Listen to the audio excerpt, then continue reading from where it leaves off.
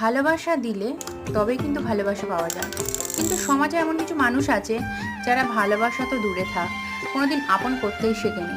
তারা না ভালোবাসার কামনা করে, ভালোবাসা চায় যে আমাকে ভালোবাসে না। আচ্ছা তোমরাই বলো তো, যদি সেই মানুষটা আমাকে না ভালোবাসে, আমি কেন তাকে ভালোবাসতে যাব? হুম, ভালোবাসা পেতে গেলে আগে ভালোবাসা দিতে হয়, তবেই না ভালোবাসা পাওয়া যায়।